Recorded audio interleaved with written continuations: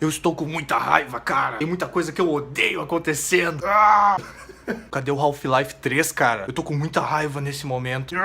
Por que fizeram esses filmes novos do Star Wars, cara? No Instagram, eu havia perguntado se as pessoas queriam um vídeo sobre controle da raiva. Eu tive respostas positivas nesse sentido. Então vamos lá. O que é a raiva para início de conversa? A raiva é um sentimento feliz.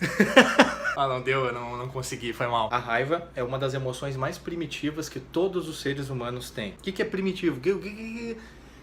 É uma emoção que foi muito adaptativa para nós há muitos anos atrás, lá na época da pedra lascada e da pedra não sei o que, fazer pintura na parede. Foi muito adaptativa nesse cenário. Ainda é adaptativa até hoje, eu vou explicar por que em seguida. Basicamente se trata de uma emoção que faz com que nós ativemos um sistema que nós temos no corpo, que chama sistema límbico. O sistema límbico tem diversas outras funções também, não é só essa relacionada à raiva, mas eu vou utilizar ele nesse exemplo, neste vídeo aqui. Não sei se tu lembra disso, mas quando tu viu na escola que a gente tem sistema respiratório, sistema cardiovascular, sistema digestório, então, nós temos o sistema límbico também. Ele tem uma grande função no nosso corpo, porque ele faz com que a gente se adapte a diversas situações que apareçam. Mas ele também é responsável por secretar uma série de hormônios no corpo. O que isso quer dizer? O que isso quer dizer? Será que eu estou na lagoinha? Isso quer dizer que se eu estivesse gravando aqui esse vídeo, por exemplo, eu sempre digo isso para meus pacientes, tá? Quando eu vou explicar essa função do sistema límbico. Invadisse um leão aqui, cara. Um leão invadisse essa janela que tem aqui do meu lado e tentasse me destruir, tentasse me detonar. O que iria acontecer comigo? O meu sistema límbico iria ativar um subsistema dele, que chama sistema simpático. Tem dois tipos, tem o simpático e o parasimpático. O sistema simpático é o que ativa o nosso modo de luta ou fuga. No caso do leão vai ser a fuga, porque não tem como lutar contra o leão. Quando a gente percebe, quando o corpo entende que ele tem que fugir para sobreviver, ele vai dar uma secretadinha de uma coisa que chama cortisol, é um tipo de hormônio isso, que vai fazer com que a gente corra mais e depois só consiga parar para descansar. Essas situações são muito ativadas também, vocês já devem ter ouvido falar. Situações, por exemplo, que uma mãe foi salvar um filho, que um pai foi salvar uma criança, alguma coisa assim, um filho também, que eles criam uma força sobrenatural. A força sobrenatural vem daí, é justamente dessa questão. E aí a pessoa vai lá e tem uma ativação hormonal muito grande. Então é daí que vem a força. O cortisol, além dele ser o próprio hormônio do estresse, ele tem essa função adaptativa de sobrevivência também. Agora que eu percebi que tem um sol na minha cara. A raiva foi super adaptativa para que a gente sobrevivesse a esses bichos que tinha na época da caverna, por exemplo. Ou a aprender a respeitar o fogo, a respeitar os fenômenos da natureza, que ativa a parte de luta ou fuga. Isso acontece também quando a gente tem que lutar. O lutar entra no caso em sobreviver também, fazer algo para sobreviver.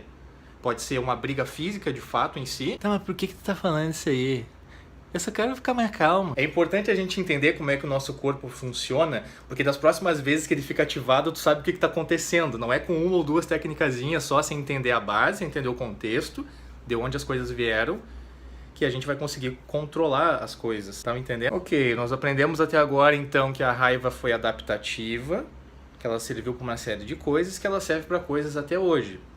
O que faz algumas pessoas correrem quando vai acontecer alguma coisa e outras ficam congeladas? Tem tudo a ver com o sistema simpático de cada uma. Às vezes, para se autopreservar, tem animais na natureza que ficam parados, ficam se fingindo de mortos. Os seres humanos são bem interessantes, porque a gente é bem dividido, a gente não tem assim um consenso do que fazer. Então tem pessoas que vão congelar e não vão fazer nada, e tem outras que vão estar lá na outra esquina correndo já. Senhora?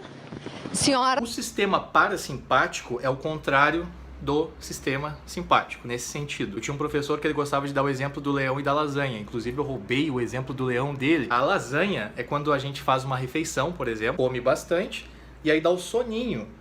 O soninho é o corpo ativando o sistema límbico da parte parasimpático, entendendo que agora tem que descansar, tem que ficar quietinho. Uma série de outras manifestações corporais que acontecem nesse sentido, tanto no parasimpático quanto no simpático. Quando tu tá no modo luta ou fuga, a tua pupila dilata mais. As pessoas ficam com os olhos assim quando elas estão com raiva ou estão ansiosas. Por quê? Porque a pupila precisa aumentar para entrar mais luz no olho, para tu conseguir expandir os teus horizontes do que tu pode fazer, para onde tu pode ir.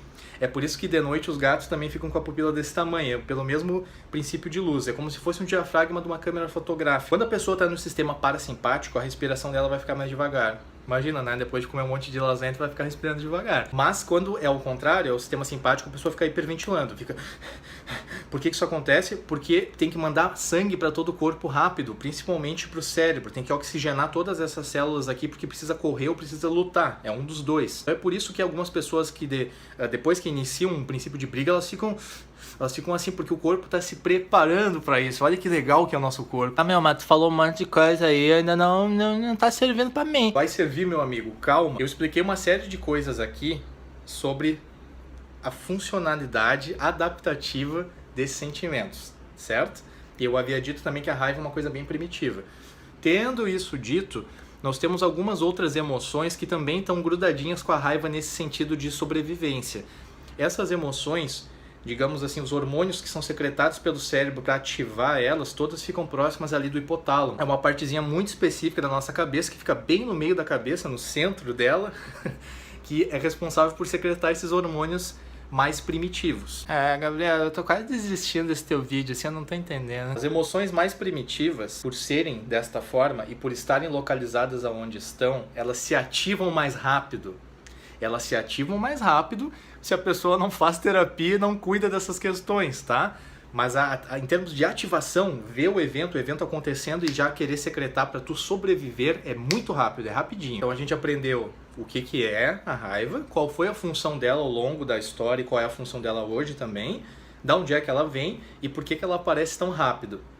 Tá? Tá dando para entender? Então, sabendo de todas essas coisas, o que é recomendado para a questão do manejo da raiva, se não existe uma questão orgânica, aí é importante ver isso daí em outro momento, se não tem nada disfuncional em termos de hormônio, tem uma série de coisas que dá para fazer. Se tem uma coisa disfuncional de hormônio, tem outras coisas que dá para fazer também, mas eu tô querendo dizer no geral. Nós temos que tentar dar uma burladinha no nosso próprio corpo, nesse sentido, dando uma forçada a ativar estímulos que façam com que a parte parasimpática se ative. É por isso que quando as pessoas estão brigandinho uma com a outra e a galera vai separar, a galera pega e diz assim: respira, fulaninho, respira que aquilo ali não vale nada, não vale o teu tempo, não sei o que. Da onde é que tu acha que a galera tirou isso daí? A galera aprendeu, a gente aprende muito rápido. Respirar devagar faz com que vá mais oxigênio pro sangue, para as células, pro resto do corpo.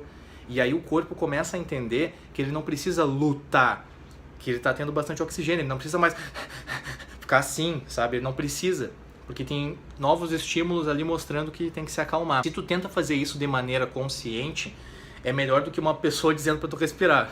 Porque a gente fica mais ativado ainda quando alguém está dizendo pra gente se acalmar e a gente não tá calmo. Se afastar do estímulo que está causando a raiva ajuda muito também, porque aí tu não vai estar visualmente ou ouvindo ou cheirando a coisa que está te causando o mal-estar, a raiva. Isso faz com que a parte biológica da tua pessoa entenda que o perigo ou o motivo de ficar com raiva foi embora. Embora conscientemente, racionalmente a gente saiba que não é bem assim. Mas essas coisas são uns mini hackzinhos que dá para ir fazendo. Existem técnicas de respiração diafragmática que ajudam nesse sentido.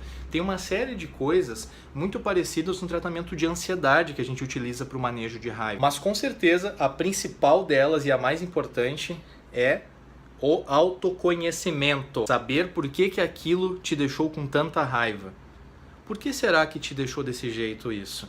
Isso é muito mais importante do que aprender 200 mil técnicas de respiração no que se refere à raiva. Isso tanto serve para situações a respeito que tu tá vendo a coisa que tá te deixando com raiva, quanto daqui a pouco tu ficou com raiva e tu não sabe por quê. Às vezes a resposta tá no mesmo caminho, só que tem que se buscar isso, tem que investigar, tem que fazer terapia. Com a terapia que a gente chega nessas respostas aí. Eu espero que esse vídeo não tenha ficado muito confuso. Eu tentei fazer um mix de informações para a gente entender a coisa num contexto geral. Se ficou muito confuso, me avise e eu tento explicar de outra forma. Não se esqueça de reforçar o terapeuta positivamente. Como é que a gente faz isso? Tem 4 formas de fazer isso. A primeira é deixando o likezinho, a segunda é apertando o sininho, a terceira é se inscrevendo no canal e a terceira é mandando esse vídeo para algum amigo que daqui a pouco tu acha que possa servir esse vídeo, que possa ajudar a pessoa de certa forma.